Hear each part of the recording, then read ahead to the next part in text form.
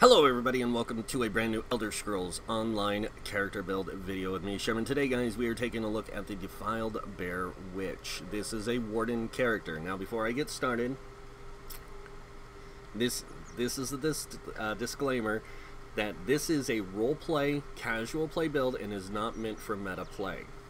Now, to get started into the idea behind the Defiled Bear Witch, they're not truly evil witches, but they do bring with them a lot of destructive power, and this is why they're so feared, is because they actually use nature and the creatures of nature to fight alongside them. They are considered defiled bear witches because they defile the bears. Not in that way, guys. I know what you're thinking. But they use magic to take control of the bears, and it defiles them, and it makes them work to their advantage, and they're very powerful. So let's go ahead and get into it. So as you can see with this, we are a Nord character. I had to go Nord, guys.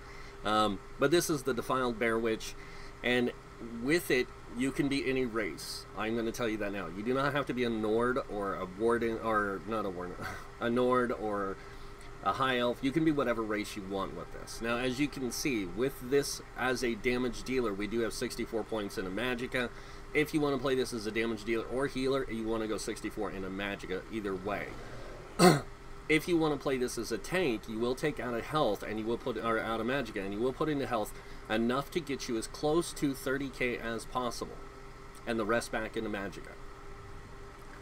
Now, why do I say 30k? A lot of people are going to ask me. That's so you can off-tank. This is an off-tank for trials. In dungeons, it can take fine. Don't worry about it. Dungeons are not the same as trials. In trials, it's a different story. This can be a perfect off-tank in trials. But as you can see, our max Magicka with a Nord is coming in at 37k Magicka, 19k health, 14k stamina, and we do have a 1477 mag recovery with a 321 health recovery and a 596 stam recovery. We're not too worried about our stam because we are primarily a magic-based person, but we can use stamina-based skills sometimes. As you can see with the spell damage, we do have 2450 spell damage with the 46% spell critical. That's pretty good. Our weapon damage is 1664 with a 20% weapon critical. Not too great, but still works out. 17k spell resist with a 15k physical resist, and this does change when you swap bars. Just so you can see, we get a little bit more on the back bar than we do the front bar. Moving on, we are using the Apprentice Stone for the higher spell damage. We do get Major Prophecy at all times for having the Inner Light on our bars, and we are using the Eternal Guardian. This bear does primarily magic damage. And then we have the Witch Mother's Potent Brew for our main food, for when we're playing damage dealer or healer. And this gives us mag recovery, max Magicka, and max health. Now, moving on to our equipment and stuff. Going over our potions for the different roles, when we're playing as a tank, we want to use tripods. This is going to give us all 3 stat resources back when we're tanking. When we're playing a damage dealer or healer, we will use the spell power pots. And then when we're playing as a tank, we'll also use the long fin pasty with melon sauce. This gives us all 3 resources. So it gives us more resources for blocking and dealing damage, along with being more tanky. Moving on, we do have the Witch Mother's Potent Brew, and this gives us that max Magicka, health, and mag recovery. Now, going over the sets, this is where people are going to question some things, but please understand, I tried 2 different options here. I did try Celine's with this. You cannot use Celine's. Celine's requires you to deal direct damage with a melee attack. If you don't deal direct damage with a melee attack, it doesn't work. So, unfortunately, didn't work for this. So we went with Valor instead, and Valor is a great set because it adds weapon and spell damage both to your 1-piece and then the 2-piece. When you deal, or when you use an ultimate ability, you gain weapon and spell damage equal to that for 10 seconds. So, or twice the amount total of the ultimate cost, sorry. So if the ultimate is 75, you're going to get 150 extra weapon and spell damage. It's a very powerful set because of this. So what it is basically you're drawing upon, I like to say you're drawing upon the strength of your companion, your bear, and that's where the Defiled thing comes in, and you draw upon its strength to give it to yourself, and then it helps you do damage. The next set we are using is called Caloran's Legacy. Now, Caloran's Legacy is a light set that drops in the Frost Fang, I think it's Frost Fang, we're going to look. Fang Lair dungeon, and it is a very powerful set because the 1-piece or the 2-piece gives you spell damage, 3-piece spell or it gives you spell crit, 3-piece spell damage, 4-piece spell crit, and then the 5-piece. When you deal critical damage with a single target magic ability, you launch a fire, ice, shock, or disease ball at the target, dealing X amount of damage, and applies a status effect. This effect can occur once every 10 seconds.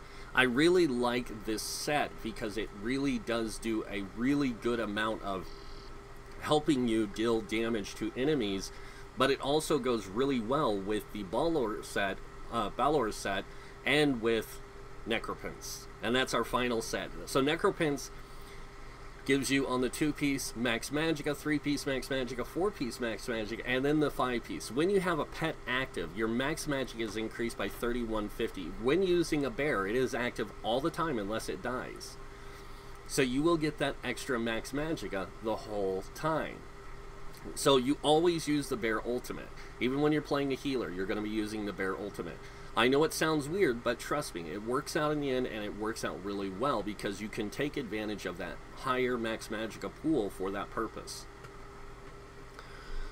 Alright, now going over the traits and enchants on our gear. Now, if you're wondering where Necropence drops in the Overland. I'm trying to remember where.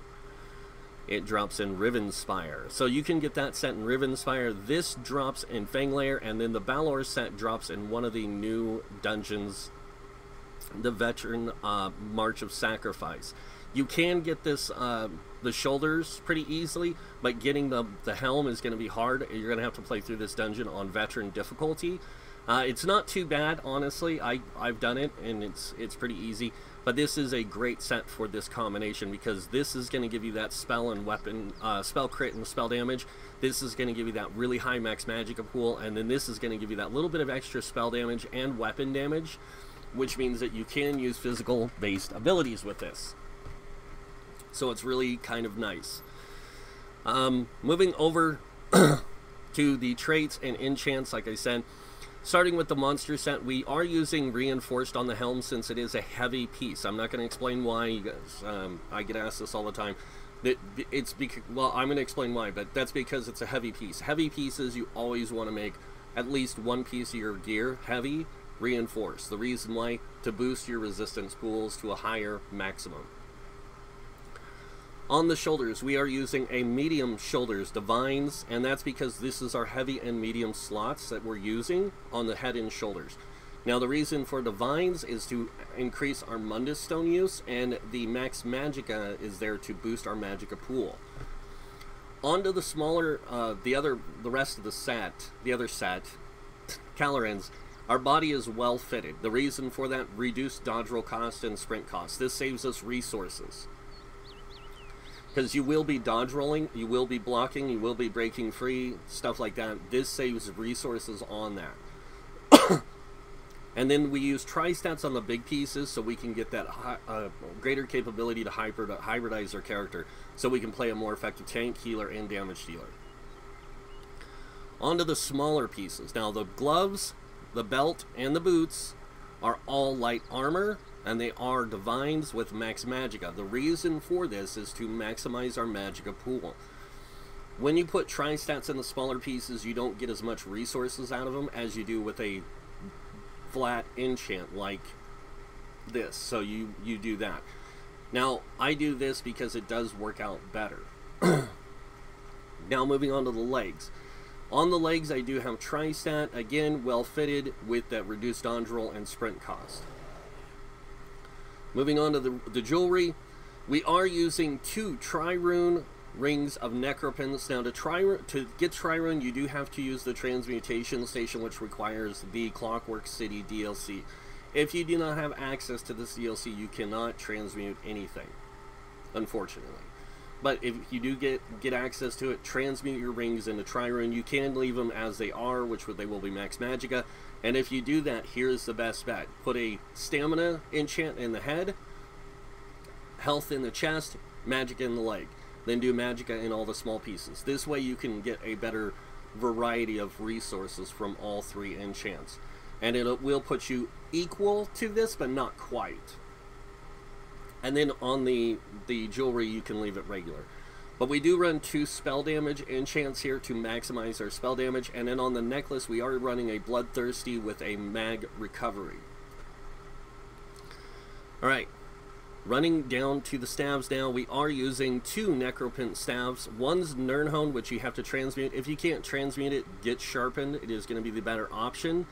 And put in an Absorb Magicka enchant in it. This way you get that higher magic damage output plus that Magicka Restore. If you guys didn't know, Wardens actually get 10% or 5% spell damage or magic damage increase. So if you're using anything magic damage, including an enchant, you can get it increased by 5%. Along with your CP, you can also boost this enchant higher. And Nirnhone is basically just because the higher weapon and spell damage. Now moving on to the back bar, we are using an infused lightning staff. This gives you increased weapon and spell damage with the weapon damage enchant. And so you will boost both weapon and spell damage by 452. This applies to both Magicka and stamina damage. So with that, we also get the Valor. Remember, 150 extra weapon and spell damage. So this is why our weapon damage isn't as high. Because we get so much more from these things, we can actually take advantage of some of our stamina-based abilities that do damage. Alright, now that I've shown you guys that, we're going to go ahead and talk about skills. Going over the class skills, I'm just going to go over them real quick. Ultimate, active abilities, and passives for each of the skill lines you want to unlock. So this way you can play effectively as all 3 roles, tank, healer, and damage dealer. Going on to weapon skills, we primarily use Destruction Staff. Ultimate, active abilities, and passives you want to unlock. Same thing with the Restoration Staff if you want to have healing or more effective healing. Then unlock the Restoration Staff and all its passives and skills. Don't worry about tanking, you can use an Ice Staff. Moving on to armor skills. Light armor, we're going to take all the passives. We are a light armor build, so we want to take all these passives to get a greater advantage out of them. Medium armor, same thing, we're going to take the passives here. Then are going to best reflect our ability to play this character more effectively. Same thing with the heavy armor. Moving on to world skills, you can be a werewolf or vampire with this. Either one works. I prefer playing like this. So I do take the ultimate, active ability, and passive here. These first 3 are optional. The last 2 I would say are not optional, but it's up to you to decide. Soul Summons allows you to revive every hour without a soul gem if you die, and then or once every hour without a soul gem, and then Soul Lock. Every time you kill an enemy with a weapon ability, and this includes light and heavy attacks, you have a 10% chance of filling a soul gem.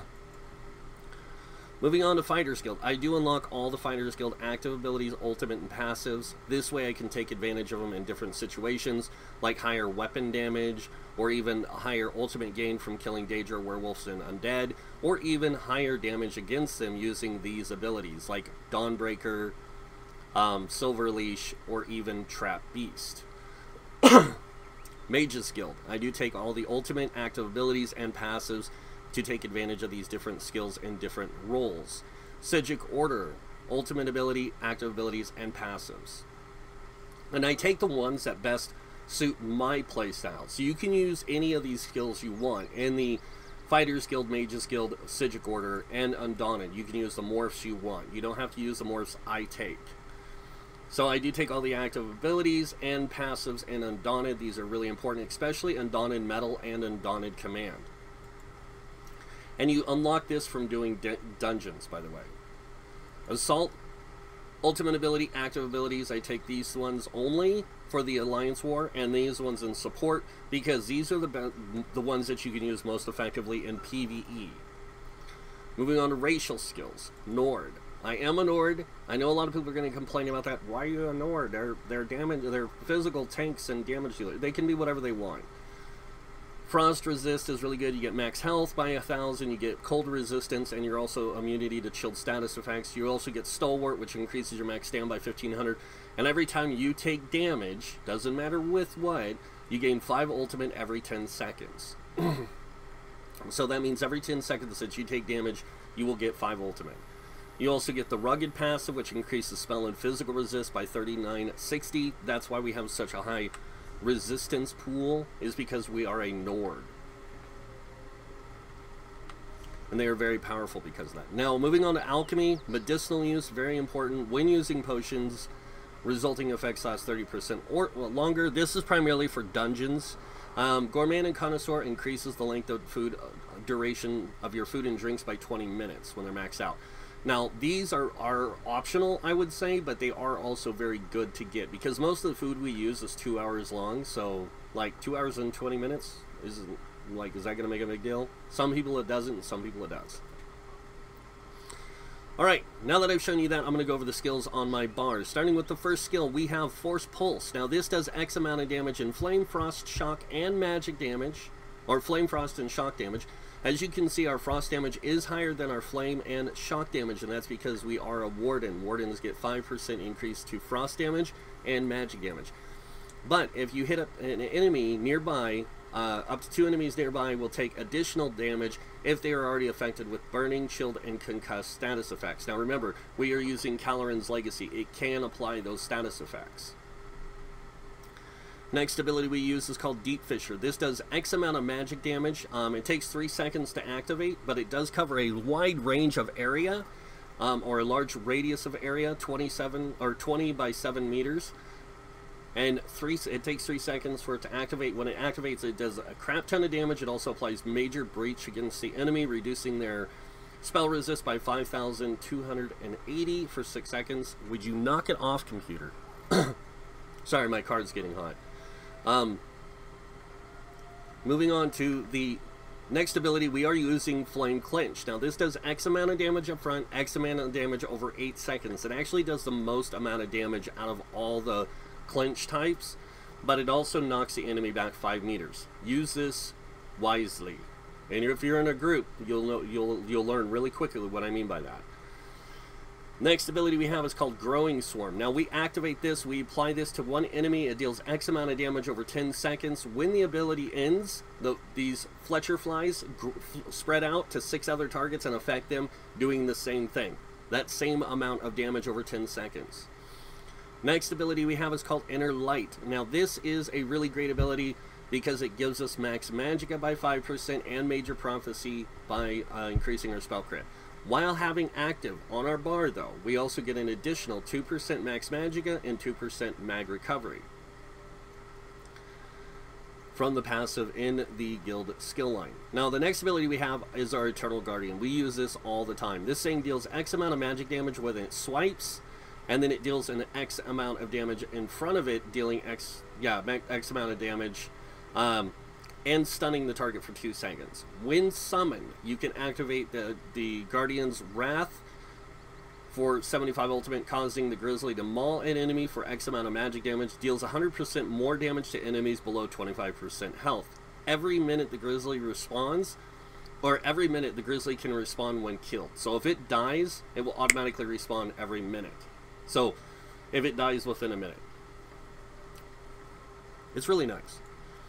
Moving on to the back bar, we do have Winter's Revenge. This does X amount of frost damage every second for 12 seconds, and it also, enemies hit are overcome with Bitter Cold, reducing their movement speed by 30% for 3 seconds. This ability has a higher chance to apply Chilled status effect. Next ability we use is called Unstable Wall of Storms. This deals X amount of shock damage over 6 seconds. Every second for that 6 seconds. It also has a chance of setting enemies off balance if they're concussed. And then when the effect ends, the barrier explodes, dealing X amount of shock damage to all enemies within inside it. Next ability we use is called Scalding Ruin. Now, this one takes 2 seconds to arm, can last for 36 seconds. It deals X amount of flame damage and X amount of flame damage over 11 seconds. It's a very good skill. It's like Trap Beast, but it does fire damage. And it doesn't give you the minor force, but that's okay. Don't worry about it. Next ability we have is called Blue Betty. This one gives you Magicka back over 27 seconds. It also grants you major sorcery, increasing spell damage. But when the Netch is summoned, it removes one negative effect. It has no cast cost, so you can cast this as many times as you want. Next ability is called Inner Light. Again, we have this for the slotted Max Magicka and Major Prophecy, and then we have our bear one more time, our Eternal Guardian. Now I'm going to go over CP, guys, and when we get done, we'll do a quick parse. And starting with the red tree, we have 56 in Ironclad. This reduces the damage taken from direct damage attacks by 20%. We have 18 into Spell Shield. This increases spell resistance by 1729. We have 20 into Light Armor Focus. This increases physical resistance by 1900 while wearing 5 or more pieces of light armor. We also have 31 into Thick Skin, reducing your damage taken from damage over time effects by 13%.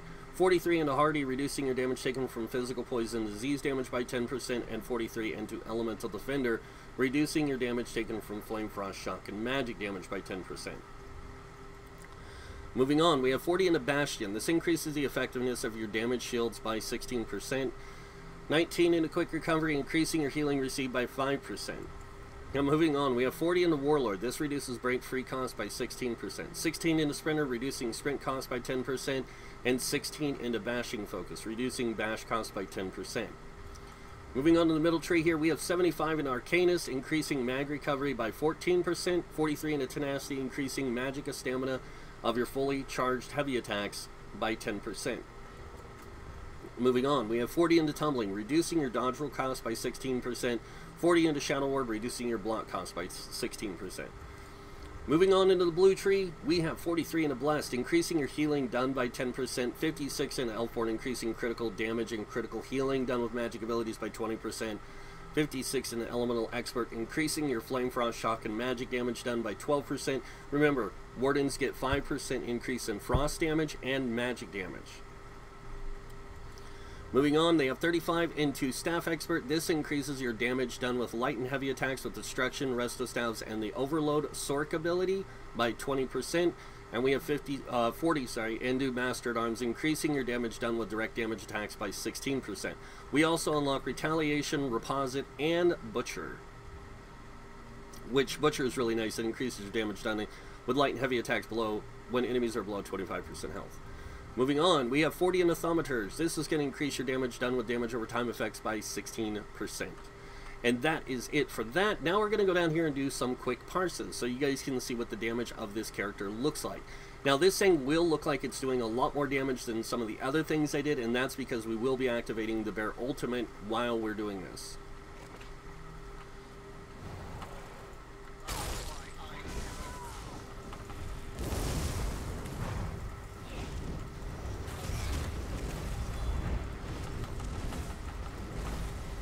So we did roughly 33k DPS. Now I'm going to show you guys this, and I hope none of you panic.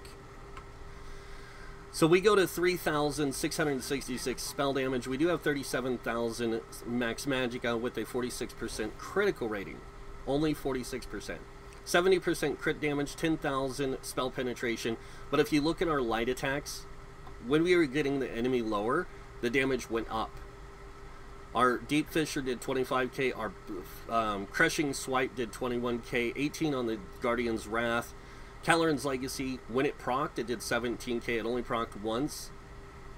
Growing Swarm did about 7k damage per tick. And then Scalding Ruin did 12,000 damage up front, and it was doing 2,000 damage per tick, roughly about 533 per tick. But you guys can see, like, this thing does a pretty decent amount of damage. Now what we're going to do is we're going to go to the big guy over here where we can see what it's like in an organized, truly organized group in parsing. So Potion, same thing as last time.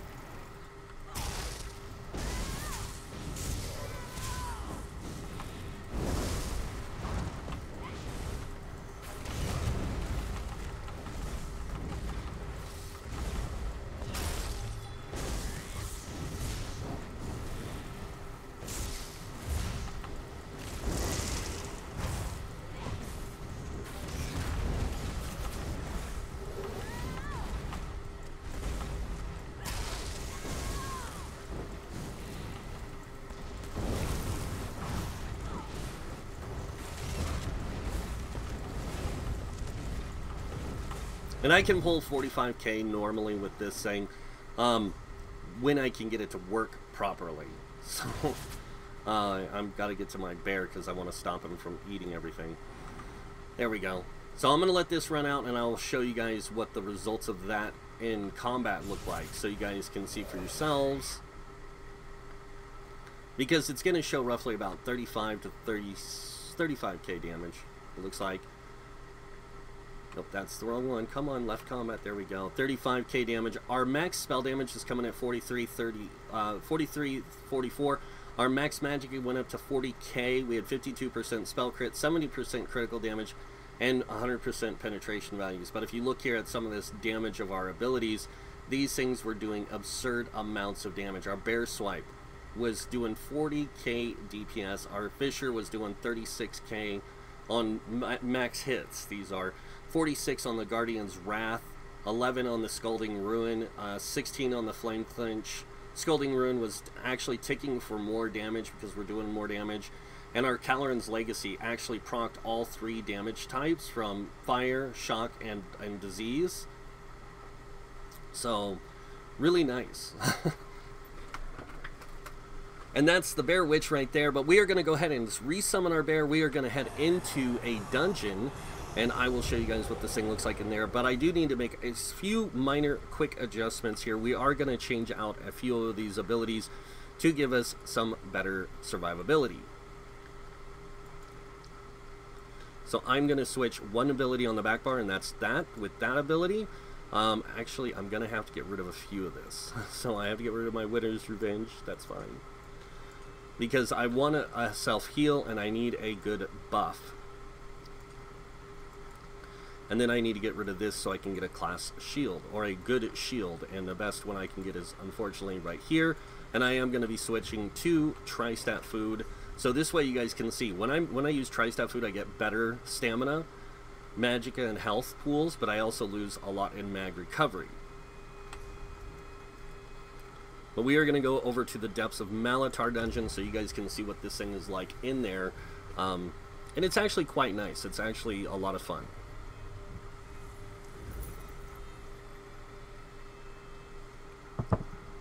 And this is a light armor build, so it's got a little bit better spell penetration than some of the other things I've released. Than the Battle Mage, the Maelstrom Battle Mage, even though I do like the Maelstrom Battle Mage a lot. As in, no one left it inside. Take it to the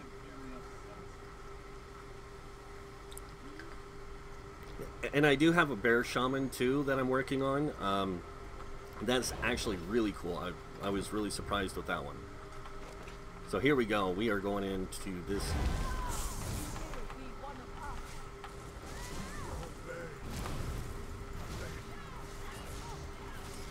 And if you guys are wondering how I'm healing my Nature's Embrace ability, anytime I use a light attack,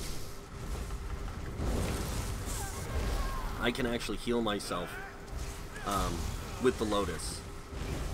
So every time I do damage, it'll heal me.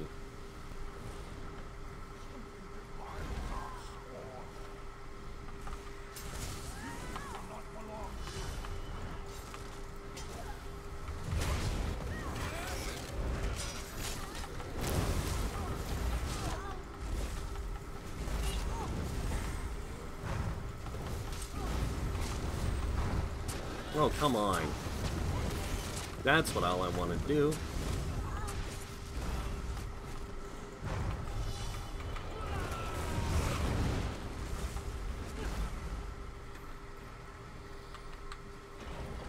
Alright, I don't know how well this heal will hold up in here, so I might go ahead and change over to Soothing Spores, just so I have our Enchanted Growth, so I have a better heal than this. This Lotus Blossom's nice, but when you're fighting a big target like this, you want a good heal. So...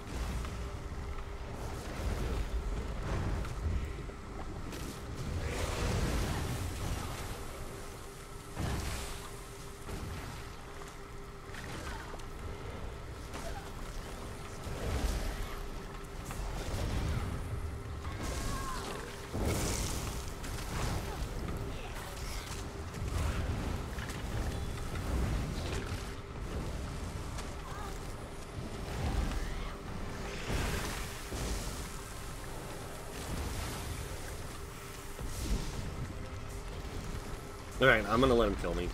I can do this all day, guys. Eat me.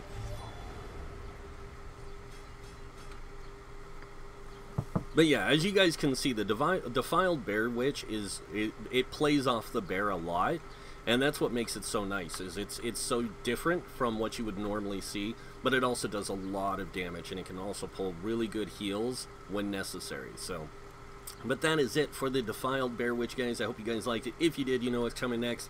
Go ahead and hit that like button. If you guys want to see more videos by me, you can subscribe. Other than that, I want to thank you all for watching. Until next time, have a wonderful day, and this guy might see you in game. Bye.